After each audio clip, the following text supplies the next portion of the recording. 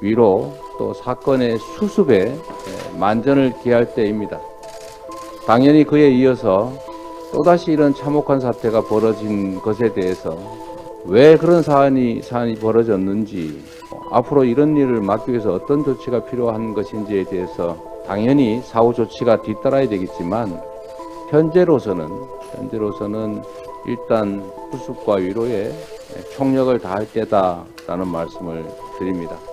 정부 당국 역시도 이 점에 집중해서 나는 책임이 없다, 할 만큼 했다, 이런 태도를 보여서 국민들을 분노하게 할 것이 아니라 낮은 자세로 오로지 국민만을 위하고 모든 것이 나의 책임이다라는 자세로 사태 수습에 최선을 다하는 데 집중해야 될 것입니다.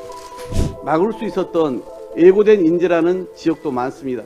사전 예방 조치나 현장 안전관리, 사고 초동 대처 등의 미흡함은 없었는지 꼼꼼하게 살펴서 국민적 의구심과 우려를 해소해야 합니다.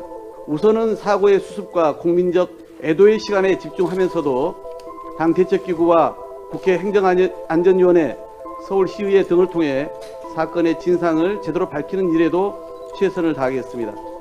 주최 측이 없는 행사였다고 말하지 마십시오. 사과할 사람들은 사과하지 않고 책임 있는 사람은 책임 회피성 말을 합니다. 지금은 우리가 슬퍼하고 애도하고 다시는 생때 같은 목숨을 황망하게 잃지 않기 위해서 참사의 원인을 철저히 밝히고 책임질 사람에게 책임을 묻고 같은 유형의 사고가 재발되지 않도록 철통 같은 대책을 세워야 합니다. 코로나 이전엔 차량 통행을 금지해서 인파를 분산했는데 왜 이번엔 안 했는지, 이건 역시 안전대책을 논하지 않았기 때문에 대비책 또한 마련되지 못한 것으로 보입니다. 국민과 함께 아픔을 공감하지 않는 정치가 정치입니까? 무능한 정부도 감당하기 어려운데 슬퍼할 줄 모르는 정부, 그리고 미안해할 줄 모르는 정부, 감당하기 참 괴롭습니다.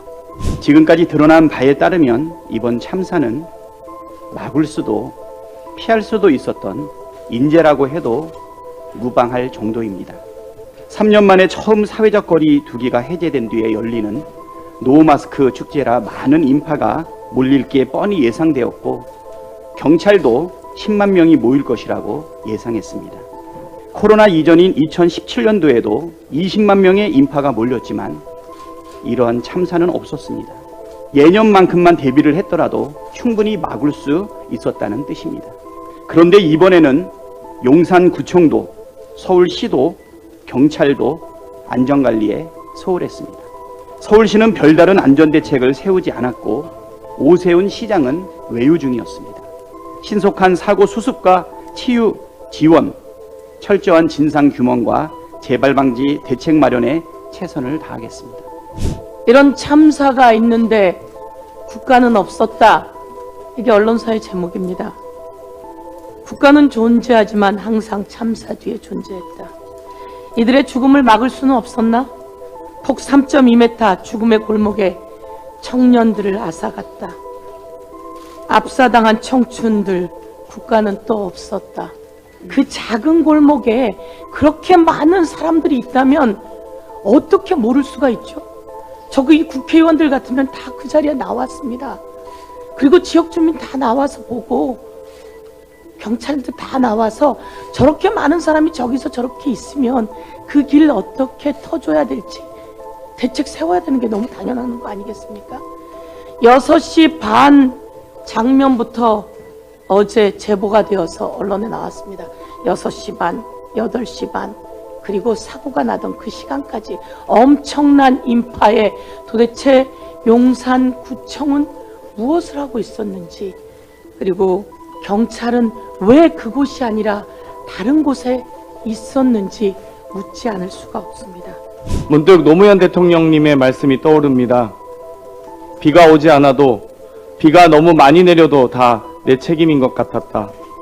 9시 뉴스를 보고 있으면 어느 것 하나 대통령 책임 아닌 것이 없었다. 노무현 대통령님이 더 그리운 날입니다.